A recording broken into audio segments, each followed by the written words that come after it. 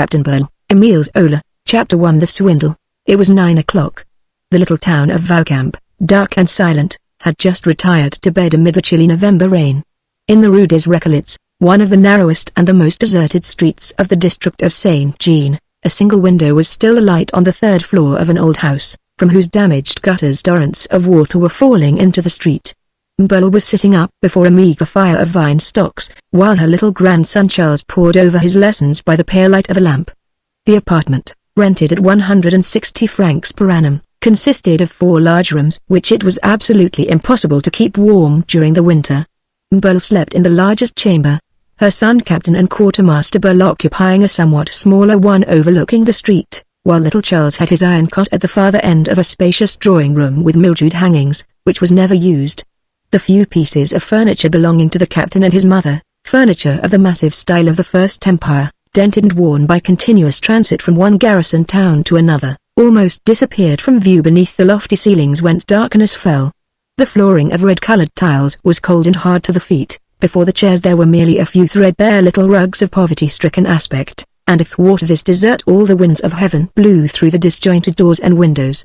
Near the fireplace sat Burle, leaning back in her old yellow velvet armchair and watching the last vine branch smoke, with that stolid, blank stare of the aged who live within themselves. She would sit thus for whole days together, with her tall figure, her long stern face and her thin lips that never smiled. The widow of a colonel who had died just as he was on the point of becoming a general, the mother of a captain whom she had followed even in his campaigns, she had acquired a military stiffness of bearing and formed for herself a code of honor, duty and patriotism which kept her rigid, desiccated, as it were, by the stern application of discipline. She seldom, if ever, complained. When her son had become a widower after 5 years of married life she had undertaken the education of little Charles as a matter of course, performing her duties with the severity of a sergeant drilling recruits. She watched over the child, never tolerating the slightest waywardness or irregularity, but compelling him to sit up till midnight when his exercises were not finished, and sitting up herself until he had completed them. Under such implacable despotism Charles, whose constitution was delicate, grew up pale and thin, with beautiful eyes, inordinately large and clear, shining in his white, pinched face. During the long hours of silence Burle dwelt continuously upon one and the same idea: she had been disappointed in her son. This thought sufficed to occupy her mind, and under its influence she would live her whole life over again, from the birth of her son, whom she had pictured rising amid glory to the highest rank, till she came down to mean and narrow garrison life, the dull, monotonous existence of nowadays, that stranding in the post of a quartermaster, from which Burle would never rise and in which he seemed to sink more and more heavily. And yet his first efforts had filled her with pride, and she had hoped to see her dreams realized. Burle had only just left Saint-Cyr when he distinguished himself at the Battle of Solferino, where he had captured a whole battery of the enemy's artillery with merely a handful of men. For this feat he had won the cross. The papers had recorded his heroism, and he had become known as one of the bravest soldiers in the army. But gradually the hero had grown stout, embedded in flesh, timorous, lazy and satisfied. In 1870, still a captain, he had been made a prisoner in the first encounter, and he returned from Germany quite furious, swearing that he would never be caught fighting again, for it was too absurd. Being prevented from leaving the army, as he was incapable of embracing any other profession, he applied for and obtained the position of captain quartermaster, a kennel, as he called it, in which he would be left to kick the bucket in peace. The Dame Burle experienced a great internal disruption. She felt that it was all over, and she ever afterward preserved a rigid attitude with tightened lips. A blast of wind shook the Rue des Récollets and drove the rain angrily against the window panes. The old lady lifted her eyes from the smoking vine roots now dying out, to make sure that Charles was not falling asleep over his Latin exercise. This lad, 12 years of age, had become the old lady's supreme hope, the one human being in whom she centered her obstinate yearning for glory. At first she had hated him with all the loathing she had felt for his mother, a weak and pretty young lace-maker whom the captain had been foolish enough to marry when he found out that she would not listen to his passionate addresses on any other condition. Later on, when the mother had died and the father had begun to wallow in vice, Burle dreamed again in presence of that little ailing child whom she found it so hard to rear. She wanted to see him robust, so that he might grow into the hero that Burle had declined to be, and for all her cold ruggedness she watched him anxiously, feeling his limbs and instilling courage into his soul. By degrees, blinded by her passionate desires, she imagined that she had at last found the man of the family. The boy, whose temperament was of a gentle, dreamy character, had a physical horror of soldiering, but as he lived in mortal dread of his grandmother and was extremely shy and submissive, he would echo all she said and resignedly express his intention of entering the army when he grew up. Burle observed that the exercise was not progressing. In fact, little Charles, overcome by the deafening noise of the storm, was dozing, albeit his pen was between his fingers and his eyes were staring at the paper. The old lady at once struck the edge of the table with her bony hand, whereupon the lad started, opened his dictionary and hurriedly began to turn over the leaves. Then, still preserving silence, his grandmother drew the vine roots together on the hearth and unsuccessfully attempted to rekindle the fire. At the time when she had still believed in her son, she had sacrificed her small income, which he had squandered in pursuits she dared not investigate. Even now he drained the household, all its resources went to the streets, and it was through him that she lived in penury, with empty rooms and cold kitchen. She never spoke to him of all those things, for with her sense of discipline he remained the master. Only at times she shuddered at the sudden fear that Burle might someday commit some foolish misdeed which would prevent Charles from entering the army.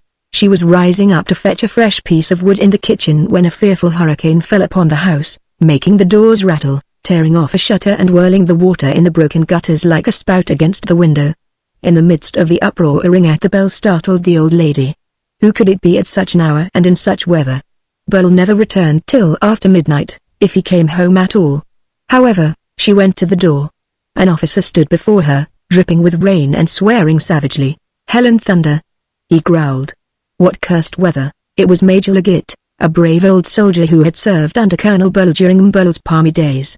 He had started in life as a drummer boy and, thanks to his courage rather than his intellect, had attained to the command of a battalion, when a painful infirmity, the contraction of the muscles of one of his thighs, due to a wound, obliged him to accept the post of major. He was slightly lame, but it would have been imprudent to tell him so, as he refused to own it. "What, you, Major?" said Burle with growing astonishment. "Yes, thunder," grumbled Leggett, "and I must be confoundedly fond of you to roam the streets on such a night as this. One would think twice before sending even a parson out." He shook himself, and little rivulets fell from his huge boots onto the floor. Then he looked round him. "I particularly want to see Burle. Is the lazy beggar already in bed?" "No, he is not in yet," said the old woman in her harsh voice. The major looked furious, and, raising his voice, he shouted, "What, not at home?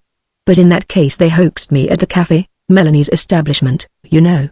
I went there, and a maid grinned at me, saying that the captain had gone home to bed. Curse the girl. I suspected as much and felt like pulling her ears." After this outburst he became somewhat calmer, stamping about the room in an undecided way, withal seeming greatly disturbed. Burle looked at him attentively. "Is it the captain personally whom you want to see?" she said at last. "Yes," he answered. "Can I not tell him what you have to say?" "No." She did not insist but remained standing without taking her eyes off the major, who did not seem able to make up his mind to leave. Finally, in a fresh burst of rage, he exclaimed with an oath, "It can't be helped.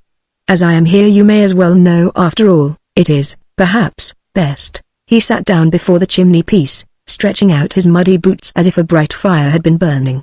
Burle was about to resume her own seat when she remarked that Charles, overcome by fatigue, had dropped his head between the open pages of his dictionary. The arrival of the major had at first interested him, but, seeing that he remained unnoticed, he had been unable to struggle against his sleepiness. His grandmother turned toward the table to slap his frail little hands, whitening in the lamplight, when Leggett stopped her. "No," he said. "Let the poor little man sleep. I haven't got anything funny to say. There's no need for him to hear me." The old lady sat down in her armchair, deep silence reigned, and they looked at one another. "Well, yes," said the major at last, punctuating his words with an angry motion of his chin. "He has been and done it, that hound Burle has been and done it." Not a muscle of Burle's face moved, but she became livid, and her figure stiffened. Then the major continued, "I had my doubts. I had intended mentioning the subject to you.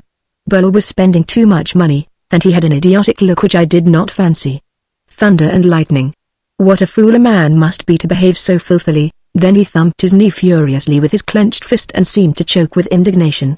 The old woman put the straightforward question. "He has stolen? You can't have an idea of it. You see, I never examined his accounts, I approved and signed them. You know how those things are managed. However, just before the inspection, as the colonel is a crotchety old maniac, I said to Burle, I say, old man, look to your accounts. I am answerable, you know. And then I felt perfectly secure. Well, about a month ago, as he seemed queer and some nasty stories were circulating, I peered a little closer into the books and pottered over the entries. I thought everything looked straight and very well kept. At this point he stopped, convulsed by such a fit of rage that he had to relieve himself by a volley of appalling oaths. Finally he resumed, "It isn't the swindle that angers me, it is his disgusting behavior to me. He has gammoned me, Madame Burle. By God! Does he take me for an old fool? So he stole?" the mother again questioned. "This evening," continued the Major more quietly, "I had just finished my dinner when Gagnux came in. You know Gagnux, the butcher at the corner of the place O'Hubs.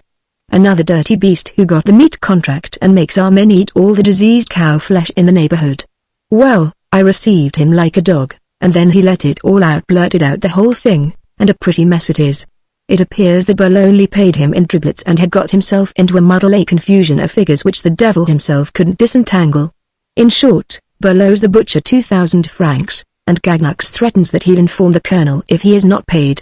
To make matters worse, Burle, just to blind me, handed me every week a forged receipt which he had squarely signed with Gagnux's name. To think he did that to me, his old friend. Ah, curse him."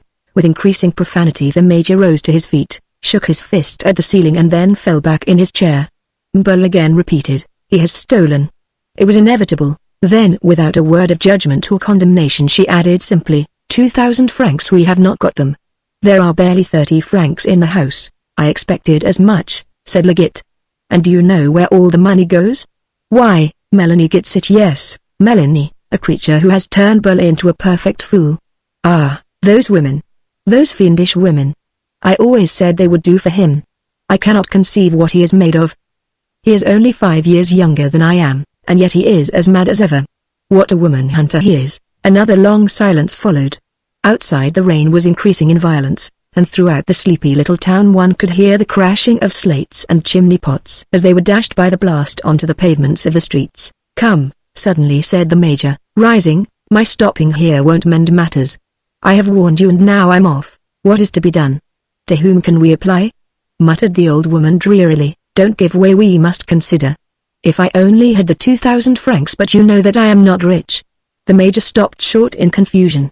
This old bachelor, wifeless and childless, spent his pay in drink and gambled away at écarté whatever money his cognac and absinthe left in his pocket.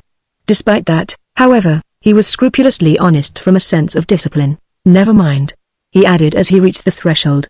"I'll begin by stirring him up. I shall move heaven and earth." "What? Burle, Colonel Burle's son, condemned for theft? That cannot be. I would sooner burn down the town.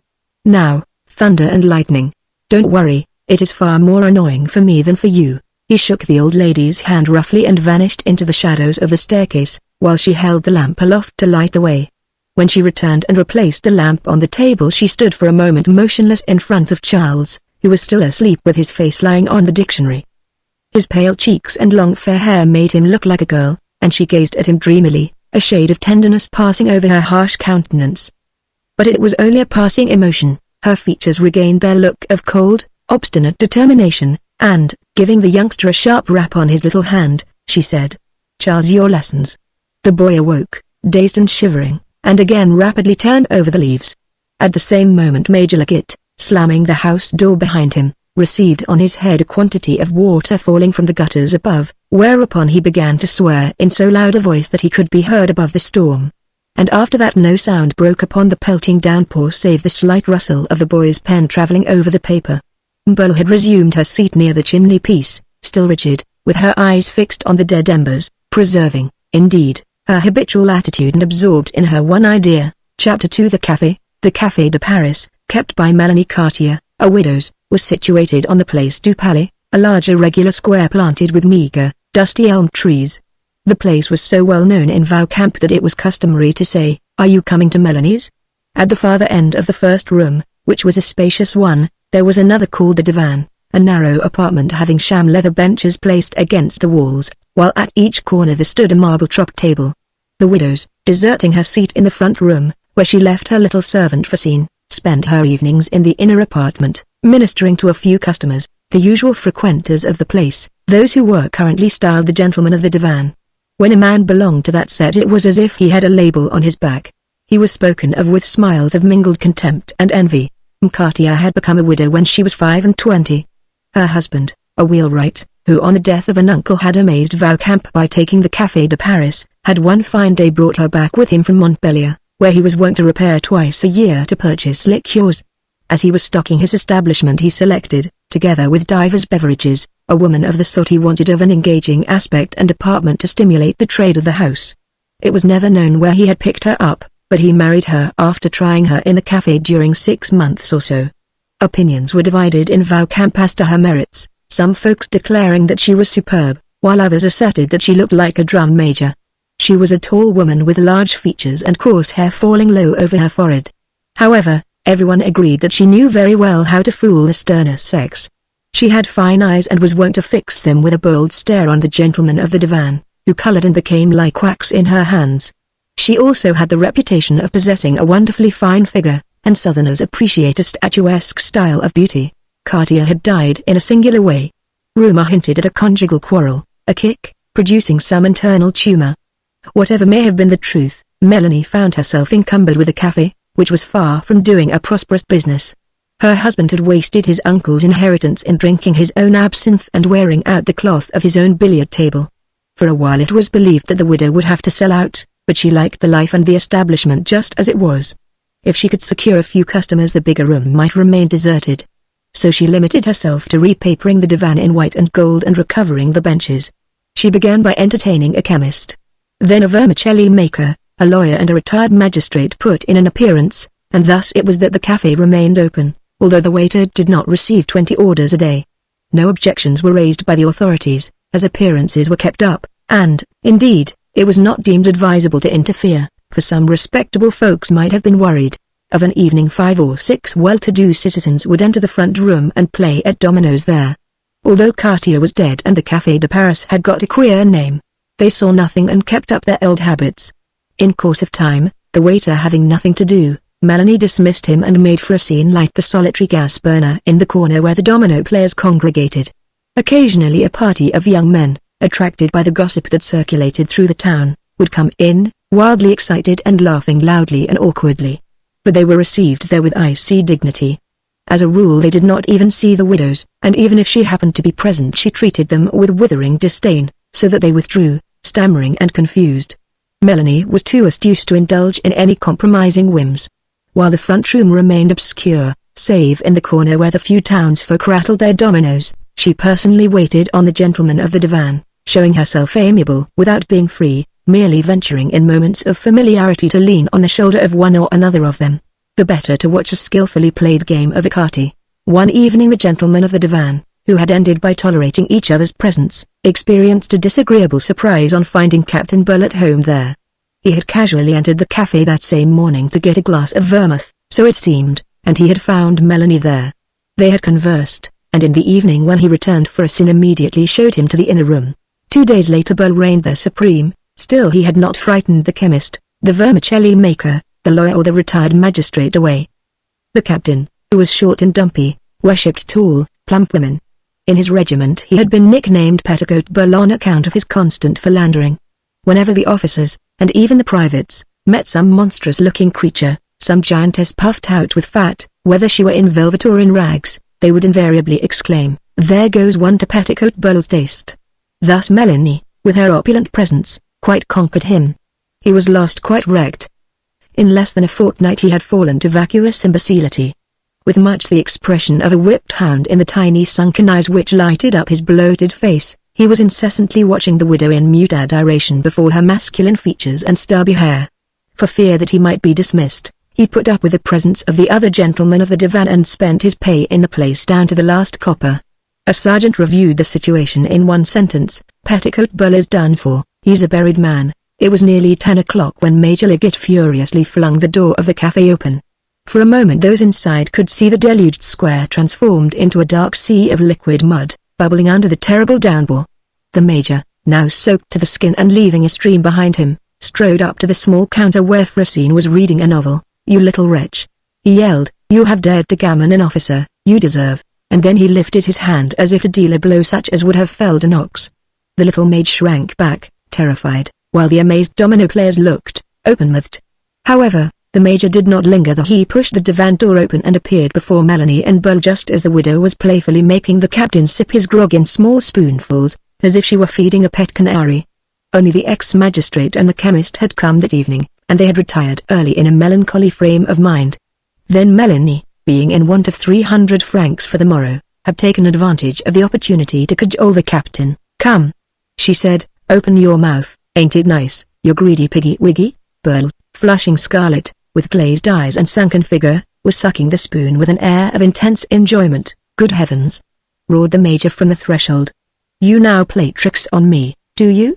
I'm sent to the roundabout and told that you never came here, and yet all the while here you are, addling your silly brains." Burle shuddered, pushing the grog away, while Melanie stepped angrily in front of him as if to shield him with her portly figure, but Leggett looked at her with that quiet, resolute expression well known to women who are familiar with bodily chastisement. "Leave us," he said curtly. She hesitated for the space of a second. She almost felt the gust of the expected blow, and then, white with rage, she joined Francine in the outer room. When the two men were alone, Major Leggett walked up to Burle, looked at him and, slightly stooping, yelled into his face these two words, "You pig." The captain, quite dazed, endeavored to retort, but he had not time to do so. "Silence," resumed the Major. "You have bamboozled a friend. You palmed off on me a lot of forged receipts which might have sent both of us to the gallows. Do you call that proper behavior? Is that the sort of trick to play a friend of 30 years standing?" Burle, who had fallen back in his chair, was livid, his limbs shook as if with ague.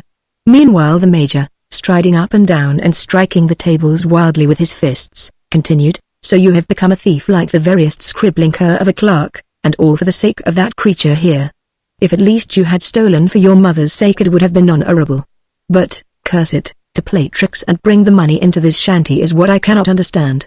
Tell me, what are you made of at your age to go to the dogs as you are going, all for the sake of a creature like a grenadier? You gamble," stammered the captain. "Yes, I do, curse it," thundered the Major, lashed into still greater fury by this remark. "And I am a pitiful rogue to do so, because it swallows up all my pay and doesn't redound to the honor of the French army. However, I don't steal. Kill yourself, if it pleases you, starve your mother and the boy, but respect the regimental cash box and don't drag your friends down with you." He stopped. Burle was sitting there with fixed eyes and a stupid air. Nothing was heard for a moment save the clatter of the Major's heels, and not a single copper. He continued aggressively. "Can you picture yourself between two gendarmes, eh?" He then grew a little calmer, caught hold of Burle's wrists and forced him to rise. "Come," he said gruffly. "Something must be done at once, for I cannot go to bed with this affair on my mind. I have an idea." In the front room Melanie and Francine were talking eagerly in low voices.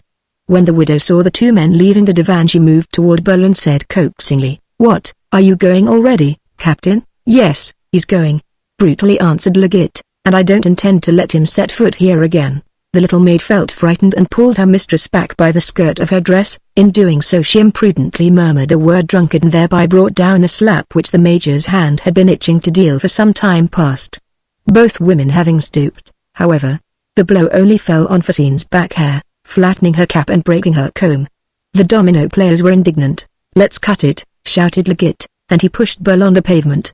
"If I remained I should smash everyone in the place." To cross the square they had to wade up to their ankles in mud. Their rain, driven by the wind, poured off their faces. The captain walked on in silence, while the Major kept on reproaching him with his cowardice and its disastrous consequences. Wasn't it sweet weather for tramping the streets? If he hadn't been such an idiot they would both be warmly tucked in bed instead of paddling about in the mud. Then he spoke of Gagnux, a scoundrel whose diseased meat on 3 separate occasions made the whole regiment ill. In a week, however, the contract would come to an end, and the fiend himself would not get it renewed. "It rests with me," the Major grumbled. "I can select whomsoever I choose, and I'd rather cut off my right arm than put that poisoner in the way of earning another copper." Just then he slipped into a gutter and, half choked by a string of oaths, he gasped. "You understand, I am going to rout up Gagnux. You must stop outside while I go in. I must know what the rascal is up to and if he'll dare to carry out his threat of informing the colonel tomorrow. A butcher, curse him. The idea of compromising oneself with a butcher. Ah, you aren't overproud, and I shall never forgive you for all this." They had now reached the place O'Herb's. Gagnux's house was quite dark, but Leggett knocked so loudly that he was eventually admitted. Burle remained alone in the dense obscurity and did not even attempt to seek any shelter. He stood at a corner of the market under the pelting rain, his head filled with a loud buzzing noise which prevented him from thinking. He did not feel impatient, for he was unconscious of the flight of time. He stood there looking at the house, which, with its closed door and windows, seemed quite lifeless. When at the end of an hour the Major came out again, it appeared to the captain as if he had only just gone in. Legit was so grimly mute that Burle did not venture to question him. For a moment they sought each other, groping about in the dark, then they resumed their walk through the somber streets, where the water rolled as in the bed of a torrent. They moved on in silence side by side, the Major being so abstracted that he even forgot to swear. However, as they again crossed the Place du Palais, at the sight of the Café de Paris, which was still lit up, he dropped his hand on Burle's shoulder and said, "If you ever enter that hole, no fear," answered the captain without letting his friend finish his sentence. Then he stretched out his hand. "No, no," said Legit, "I'll see you home. I'll at least make sure that you'll sleep in your bed tonight." They went on, and as they ascended the Rue des Recollets they slackened their pace. When the captain's door was reached and Burle had taken out his latchkey he ventured to ask. "Well, well," answered the Major gruffly, "I'm as dirty a rogue as you are." "Yes. I have done a scurrilous thing. The fiend take you. Our soldiers will eat carrion for 3 months longer." Then he explained that Gagnux, the disgusting Gagnux, had a horribly level head and that he had persuaded him the Major to strike a bargain. He would refrain from informing the colonel, and he would even make a present of the 2,000 francs and replace the forged receipts by genuine ones, on condition that the Major bound himself to renew the meat contract. It was a settled thing. "Ah," continued Legit, "calculate what profits the brute must make out of the meat to part with such a sum as 2,000 francs. Burle, choking with emotion, grasped his old friend's hands, stammering confused words of thanks. The vileness of the action committed for his sake brought tears into his eyes. "I never did such a thing before," growled Legit, "but I was driven to it. Curse it, to think that I haven't those 2,000 francs in my drawer. It is enough to make one hate cards. It is my own fault. I am not worth much, only, mark my words, don't begin again, for, curse it I shan't." The captain embraced him, and when he had entered the house the Major stood a moment before the closed door to make certain that he had gone upstairs to bed. Then as midnight was striking and the rain was still belaboring the dark town, he slowly turned homeward. The thought of his men almost broke his heart, and, stopping short, he said aloud in a voice full of compassion, "Poor devils. What a lot of cow beef they'll have to swallow for those 2,000 francs. Chapter 3 again? The regiment was altogether nonplussed. Petticoat Burle had quarrelled with Melanie. When a week had elapsed it became a proved and undeniable fact. The captain no longer set foot inside the Café de Paris, where the chemist, it was averred, once more reigned in his stead, to the profound sorrow of the retired magistrate. An even more incredible statement was that Captain Burle led the life of a recluse in the Rue des Recollets. He was becoming a reformed character. He spent his evenings at his own fireside, hearing little Charles repeat his lessons.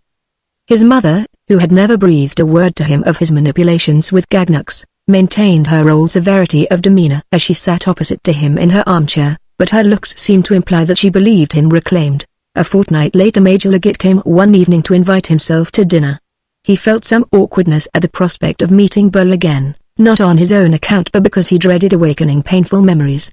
However, as the captain was mending his ways he wished to shake hands and break a crust with him. He thought this would please his old friend. When Legit arrived Burle was in his room, so it was the old lady who received the Major. The latter, after announcing that he had come to have a plate of soup with them, added, lowering his voice, "Well, how goes it?" "It is all right," answered the old lady. "Nothing queer, absolutely nothing. Never away in bed at 9 and looking quite happy." "Ah, confound it," replied the Major. "I knew very well he only wanted a shaking. He has some heart left, the dog." When Burle appeared he almost crushed the Major's hands in his grasp, and standing before the fire, waiting for the dinner, they conversed peacefully, honestly, together, extolling the charms of home life. The captain vowed he wouldn't exchange his home for a kingdom and declared that when he had removed his braces, put on his slippers and settled himself in his armchair, no king was fit to hold a candle to him. The Major assented and examined him. At all events his virtuous conduct had not made him any thinner. He still looked bloated, his eyes were bleared, and his mouth was heavy. He seemed to be half asleep as he repeated mechanically, "Home life. There's nothing like home life, nothing in the world, no doubt," said the Major. "Still, One mustn't exaggerate. Take a little exercise and come to the cafe now and then. To the cafe, why? Asked Burle. Do I lack anything here? No, no, I remain at home. When Charles had laid his books aside, Legit was surprised to see a maid come in to lay the cloth. So you keep a servant now, he remarked to Burle. I had to get one, she answered with a sigh. My legs are not what they used to be, and the household was going to rack and ruin. Fortunately Cabral let me have his daughter.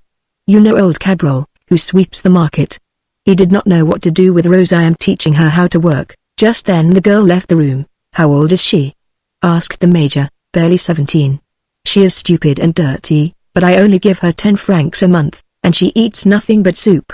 When Rose returned with an armful of plates, Legit, though he did not care about women, began to scrutinize her and was amazed at seeing so ugly a creature. She was very short, very dark and slightly deformed, with a face like an ape's, a flat nose, a huge mouth and narrow greenish eyes. Her broad back and long arms gave her an appearance of great strength. What a snout! Said Legit, laughing, when the maid had again left the room to fetch the cruets. Never mind, said Burle carelessly, she is very obliging and does all one asks her. She suits us well enough as a scullion. The dinner was very pleasant. It consisted of boiled beef and mutton hash. Charles was encouraged to relate some stories of his school, and Burle repeatedly asked him the same question, don't you want to be a soldier? A faint smile hovered over the child's wan lips as he answered with the frightened obedience of a trained dog, oh yes, grandmother. Captain Burle, with his elbows on the table, was masticating slowly with an absent-minded expression. The big room was getting warmer. The single lamp placed on the table left the corners in vague gloom. There was a certain amount of heavy comfort, the familiar intimacy of penurious people who do not change their plates at every course but become joyously excited at the unexpected appearance of a bowl of whipped egg cream at the close of the meal. Rose, whose heavy tread shook the floor as she paced round the table, had not yet opened her mouth. At last she stopped behind the captain's chair and asked in a gruff voice, cheese, sir? Burle started. What, eh? Oh yes, cheese. Hold the plate tight. He cut a piece of gruyere, the girl watching him the while with her narrow eyes. Legit laughed. Rose's unparalleled ugliness amused him immensely. He whispered in the captain's ear, she is ripping. There never was such a nose and such a mouth. You ought to send her to the colonel's some day as a curiosity. It would amuse him to see her, more and more struck by this phenomenal ugliness. The major felt a paternal desire to examine the girl more closely. Come here, he said, I want some cheese too. She brought the plate, and Legit, sticking the knife in the gruyere, stared at her, grinning the while because he discovered that she had one nostril broader than the other. Rose gravely allowed herself to be looked at, waiting till the gentleman had done laughing. She removed the cloth and disappeared. Burle immediately went to sleep in the chimney corner while the major and Burle began to chat. Charles had returned to his exercises. Quietude fell from the loft ceiling, the quietude of a middle-class household gathered in concord around their fireside. At 9 o'clock Burle woke up, yawned and announced that he was going off to bed. He apologized but declared that he could not keep his eyes open. Half an hour later, when the major took his leave, Burle vainly called for Rose to light him downstairs. The girl must have gone up to the room. She was, indeed, a regular hen, snoring the round of the clock without waking. No need to disturb anybody, said Legit on the landing. My legs are not much better than yours, but if I get hold of the banisters I shan't break any bones. Now, my dear lady, I leave you happy, your troubles are ended at last. I watched Burle closely, and I'll take my oath that he's guileless as a child. Dash it, after all, it was high time for Petticoat Burle to reform. He was going downhill fast. The major went away fully satisfied with the house and its inmates. The walls were of glass and could harbor no equivocal conduct. What particularly delighted him in his friend's return to virtue was that it absolved him from the obligation of verifying the accounts. Nothing was more distasteful to him than the inspection of a number of ledgers, and as long as Burle kept steady, he Legit could smoke his pipe in peace and sign the books in all confidence. However, he continued to keep one eye open for a little while longer and found the receipts genuine, the entries correct, the columns admirably balanced. A month later he contented himself with glancing at the receipts and running his eye over the totals. Then one morning, without the slightest suspicion of there being anything wrong, simply because he had lit a second pipe and had nothing to do, he carelessly added up a row of figures and fancied that he detected an error of 13 francs. The balance seemed perfectly correct, and yet he was not mistaken. The total outlay was 13 francs more than the various sums for which receipts were furnished. It looked queer, but he said nothing to Burle. just making up his mind to examine the next accounts closely. On the following week he detected a fresh error of 19 francs, and then, suddenly becoming alarmed, he shut himself up with the books and spent a wretched morning poring over them, perspiring, swearing and feeling as if his very skull were bursting with the figures. At every page he discovered thefts of a few francs, the most miserable petty thefts, 10, 8, 11 francs, latterly, 3 and 4, and, indeed, there was one column showing that Burle had pilfered just 1 franc and a half. For 2 months, however, he had been steadily robbing the cash box, and by comparing dates the Major found to his disgust that the famous lesson respecting MagneonBooks had only kept him straight for 1 week. This last discovery infuriated Leggett, who struck the books with his clenched fists, yelling through a shower of oaths. This is more abominable still. At least there was some pluck about those forged receipts of MagneonBooks. But this time he is as contemptible as a cook charging 2p extra for her cabbages. Powers of hell! To pilfer 1.5 francs and clap it in his pocket. Hasn't the brute got any pride then? Couldn't he run away with the safe or play the fool with actresses? The pitiful meanness of these pilferings revolted the Major, and, moreover, he was enraged at having been duped a second time, deceived by the simple, stupid dodge of falsified editions. He rose at last and paced his office for a whole hour, growling aloud, "This gives me his measure. Even if I were to thresh him to a jelly every morning he would still drop a couple of coins into his pocket every afternoon. But where can he spend it all? He is never seen abroad, he goes to bed at 9, and everything looks so clean and proper over there. Can the brute have vices that nobody knows of?" He returned to the desk, added up the subtracted money and found a total of 545 francs. Where was this deficiency to come from? The inspection was close at hand, and if the crotchety colonel should take it into his head to examine a single page, the murder would be out and Burle would be done for. This idea froze the Major, who left off cursing, picturing Burle erect and despairing, and at the same time he felt his heart swell with personal grief and shame. "Well," he muttered, "I must first of all look into the rogue's business, I will act afterward." As he walked over to Burle's office he caught sight of a skirt vanishing through the doorway. Fancying that he had a clue to the mystery, he slipped up quietly and listened and speedily recognized Melanie's shrill voice. She was complaining of the gentleman of the divan. She had signed a promissory note which she was unable to meet, the bailiffs were in the house, and all her goods would be sold. The captain, however, barely replied to her. He alleged that he had no money, whereupon she burst into tears and began to coax him. But her blandishments were apparently ineffectual, for Burle's husky voice could be heard repeating, "Impossible. Impossible." And finally the widow withdrew in a towering passion. The Major, amazed at the turn affairs were taking, waited a few moments longer before entering the office, where Burle had remained alone. He found him very calm, and despite his furious inclination to call him names he also remained calm, determined to begin by finding out the exact truth. The office certainly did not look like a swindler's den. A cane-seated chair, covered with an honest leather cushion, stood before the captain's desk, and in a corner there was the locked safe. Summer was coming on, and the song of a canary sounded through the open window. The apartment was very neat and tidy, redolent of old papers, and altogether its appearance inspired one with confidence. "Wasn't it Melanie who was leaving here as I came along?" asked Leggett. Burle shrugged his shoulders. "Yes," he mumbled. "She has been dunning me for 200 francs, but she can't screw 10 out of me, not even 10p. "Indeed," said the Major, just to try him. "I heard that you had made up with her." "I? Certainly not.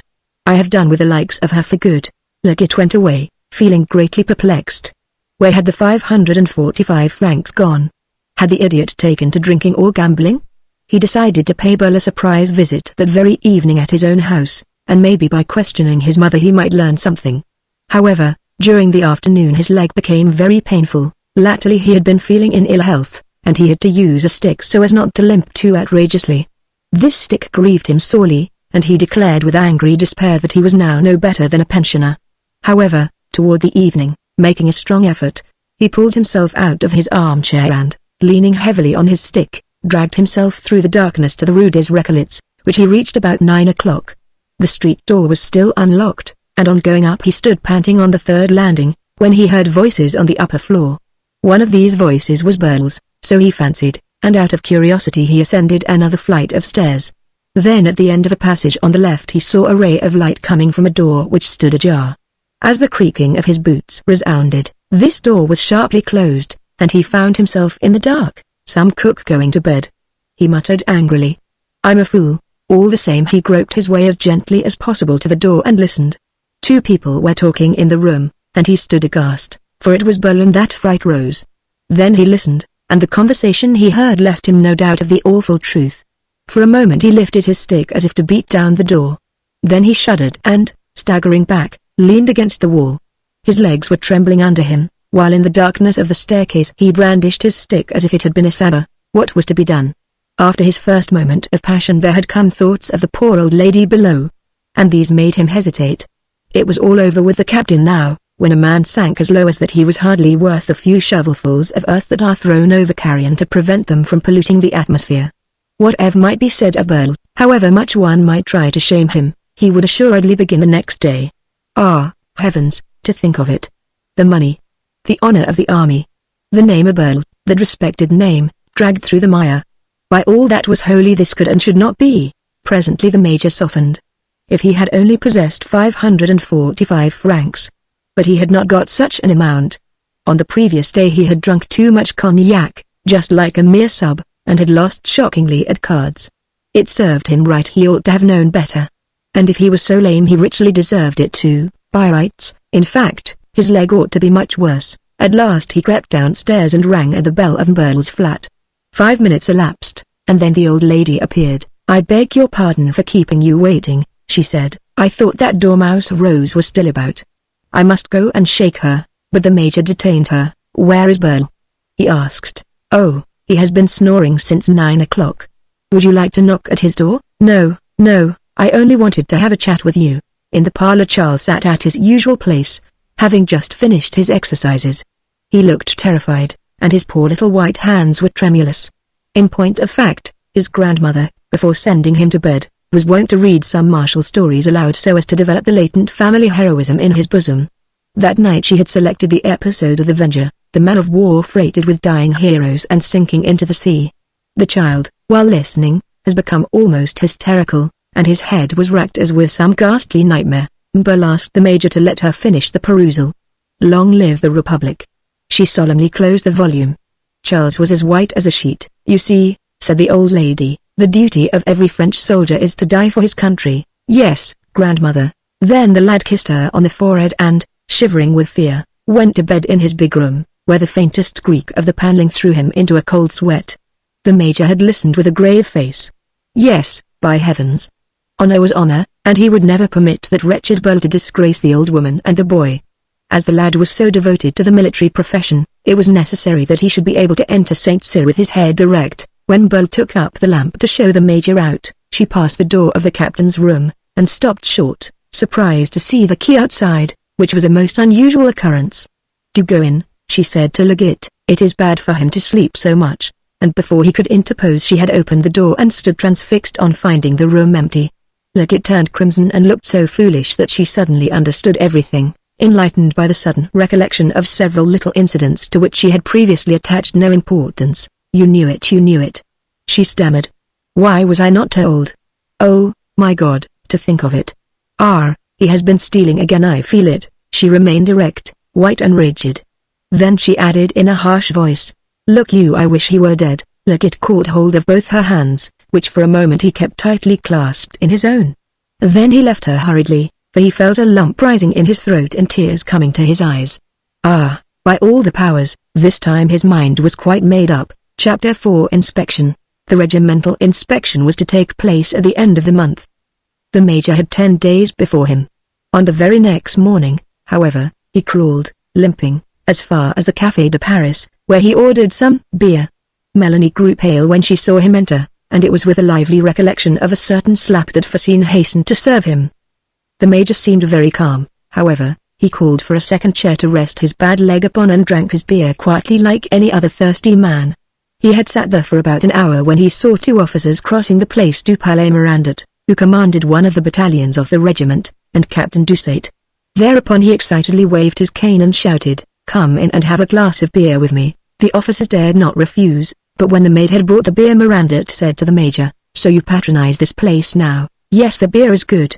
Captain Doucet winked and asked archly, "Do you belong to the divan, Major?" Leggett chuckled but did not answer.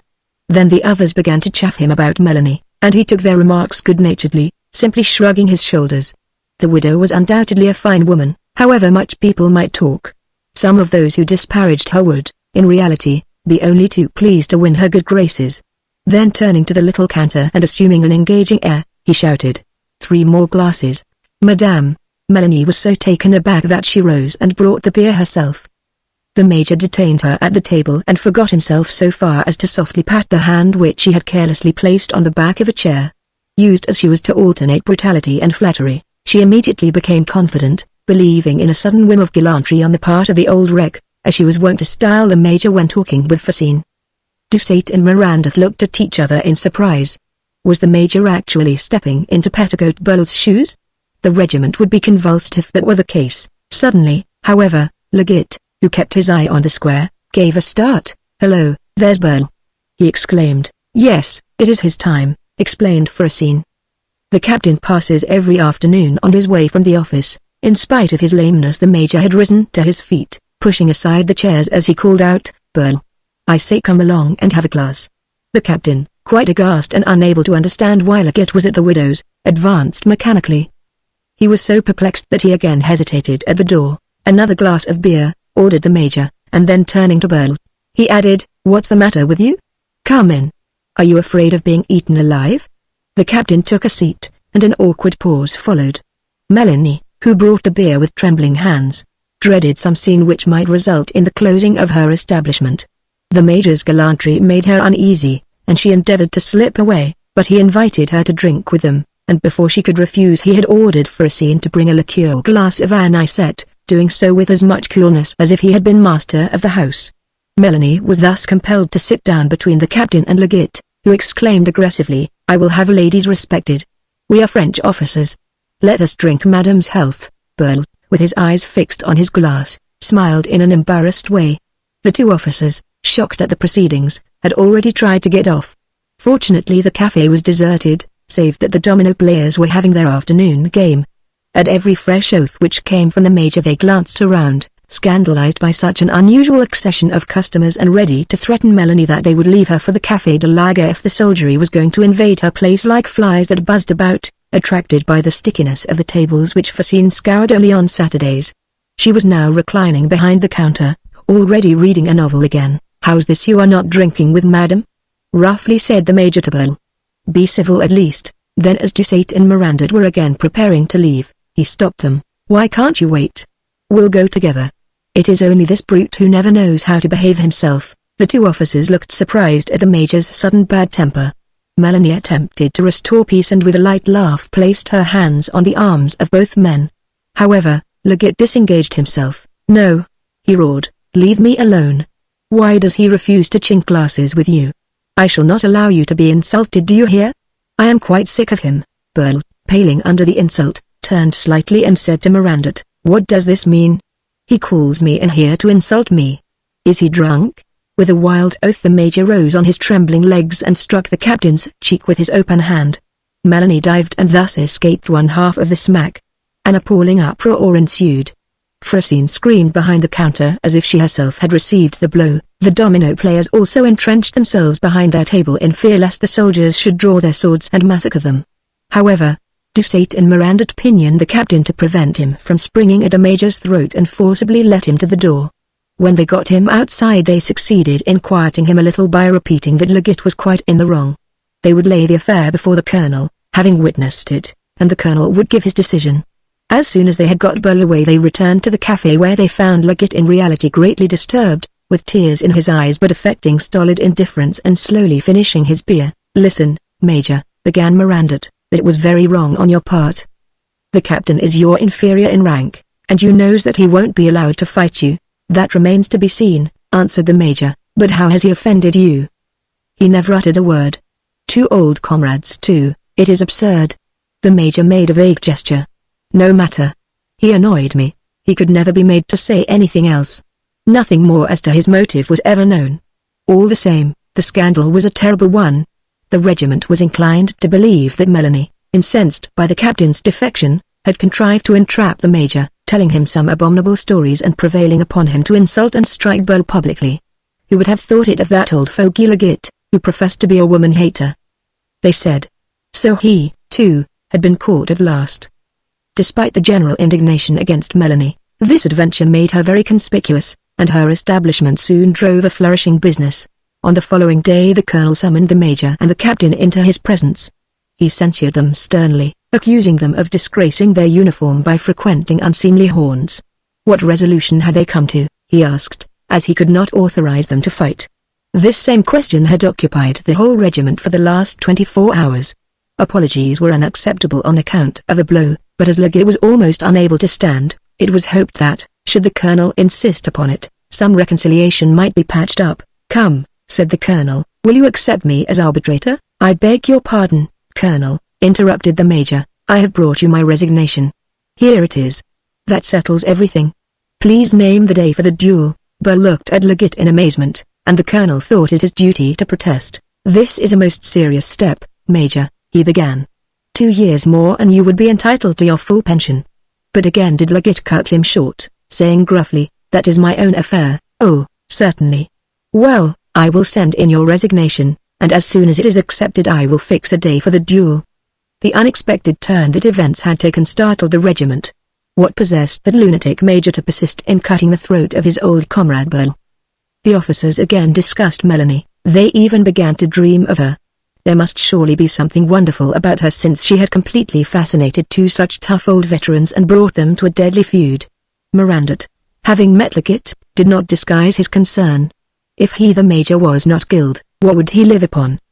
He had no fortune, and the pension to which his Cross of the Legion of Honor entitled him, with the half of a full regimental pension which he would obtain on resigning, would barely find him in bread. While Mirandot was thus speaking Legit simply stared before him with his round eyes, persevering in the dumb obstinacy born of his narrow mind, and when his companion tried to question him regarding his hatred for Burle, he simply made the same vague gesture as before and once again repeated, "He annoyed me, so much the worse." Every morning at mess and at the canteen the first words were, "Has the acceptance of the major's resignation arrived?" The duel was impatiently expected and ardently discussed.